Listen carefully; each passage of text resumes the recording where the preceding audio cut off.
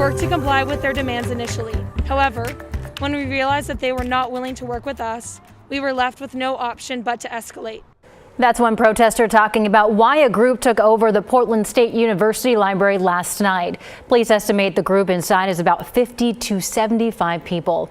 Thank you for joining us here at noon. I'm China Green. That is our top story this afternoon. Portland State University has decided to close its downtown campus today following ongoing pro-Palestinian protests and encampments on campus. Our Devin Haskins is live outside the library this afternoon for us. Devin, what are you seeing there? Yeah, so far all morning long, we've been here since earlier this morning. Protests have been peaceful. Just a small group standing outside, about 24 or so standing out front of the library here. You got an unknown number of people inside the library. We've seen people come and go through some of the doors here at the library. Police have asked the protesters to leave the library. The president of the university also asking the same thing. So far, protesters say they're not going anywhere. Outside the library, signs and barricades block the front steps. Protesters tell us they aren't here to cause damage, but multiple windows and walls are now covered in spray paint. That can be taken off with power wash. I would argue that spray paint, in comparison to people's lives, you can't even make a comparison. From the outside, we saw a broken window on the inside. And one student protester said an outside group did damage some things inside. Personally, I started sobbing and yelled at them, and they were removed immediately. Nothing significant was damaged, but we have a steadfast resolution that nothing else will be damaged. Nothing that was damaged that will compromise students' access to resources. No books have been touched. Nothing has been moved. That is that. Protests on the PSU campus have been happening over the last couple of days. Protesters took a peaceful rally up a notch on Monday and broke into the campus library and barricaded themselves inside. Police and the university are telling protesters to leave or face arrest. But protesters here have one clear message. We are staying until our demands are met. Students, staff, and those who simply support the cause are calling for the end of the war in Gaza. They also want the university to cut ties with businesses that deal with Israel. PSU had said last week some of those relationships are now on hold. University president Ann Cudd. And emotions are running high. Many feel that the injustices are just too large to ignore. And I understand this, but I cannot condone or excuse breaking and entering. So Portland police has said that they would remove the protesters, but so far we've yet to see any police presence here on campus. DA Mike Schmidt with Multnomah County says that protesters could face charges ranging from misdemeanors to felonies. Back to you. Our Devin Haskins reporting live from PSU. Thank you, Devin.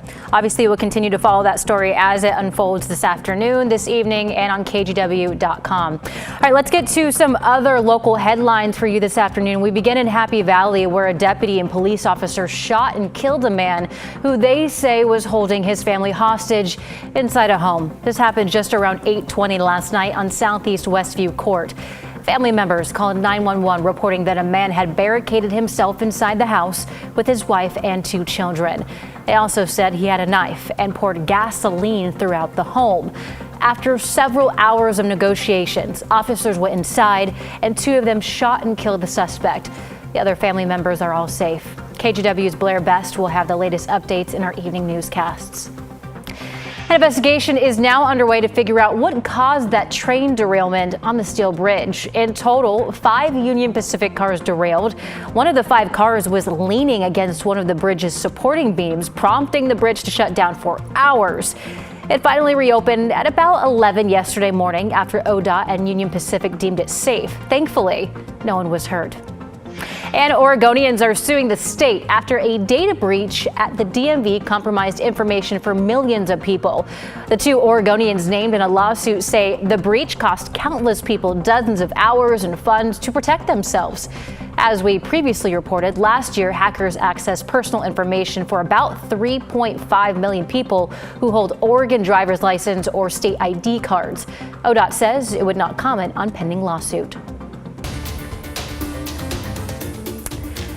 It was a close call for 2 people living on a sailboat along the Willamette when it caught fire and they had to jump off to escape the flames. Joey Neary spoke to the owner, who says they barely got out in time.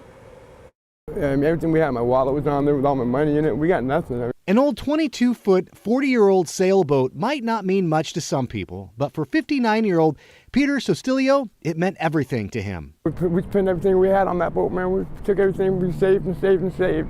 He's been homeless for the last couple of years and finally was able to purchase this sailboat for nearly $4,000. Early Monday morning, he was asleep with his girlfriend when he heard his dog Mama barking. Me and my lady friend were laying down, we're sleeping.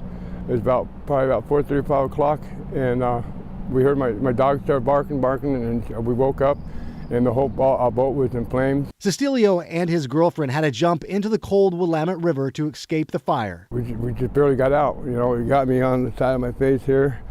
Burned me up pretty good. He suffered burns to the side of his face, while his girlfriend Jennifer suffered burns to her leg.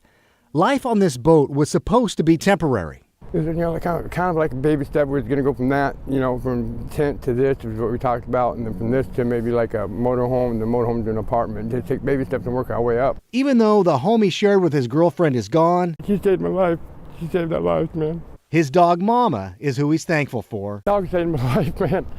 Dog saved my life. Oh, everything, we lost everything, man, but, that dog saved my life. I got everything there is right there, man. I have my dog made it, and I made it, my lady friend made it. For saving his life and his girlfriend's. That was Joe Ranieri with that story. All right, let's take a quick break from your local headlines and take a live look over the Rose City. It was a rainy morning today, and the rain may continue, but I'm not an expert. Meteorologist Rod Hill is. So, Rod, what's it looking like? No, you can be an expert. You take out the word may and just say rain will continue, and you're an expert. It's as simple as that today. All right. Well, you can see the showers. Nothing down in the southeast, but the rest of Oregon and Washington, for the most part, getting getting doused with precipitation. There's a second low, remember, that's working its way inland. Now, like yesterday, there are signs that the coast is going to be mainly dry moving forward this afternoon, even open up some sun. But look up and down I-5. It is wet, and we have hefty rain areas. Here's one just north of Tualatin. Some heavier rain up around Salmon Creek and Battleground. It's more of a light to moderate rain right now in downtown Portland, but this heavier shower is moving toward the downtown area. I haven't heard of reports of thunder, but radar is indicating there probably, or more likely has been already, some more hail showers embedded today. So far, the snow rates up in the mountains not as heavy as yesterday. There's Timberline, where they've only picked up 3 inches since 6 a.m. Yesterday, remember, they had over a footfall. 29 is the temperature there. The passes are generally showing wet, bare pavement right now. That was Government Camp.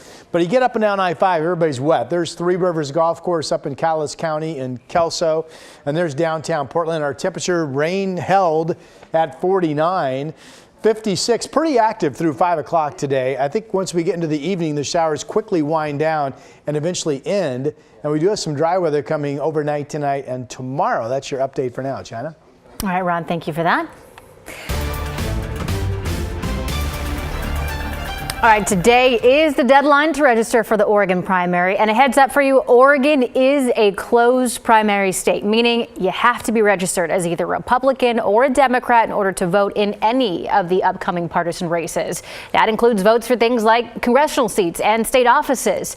You can register or update your registration either in person or online at OregonVotes.gov. And you can expect to see your ballot in your mailbox as soon as tomorrow. The primary is on Tuesday, May 21st. And for more election coverage, you can text the word VOTE to the number there on your screen. That is 503-226-5088. We'll text you back with links to our stories featuring the top races in the Portland area and statewide.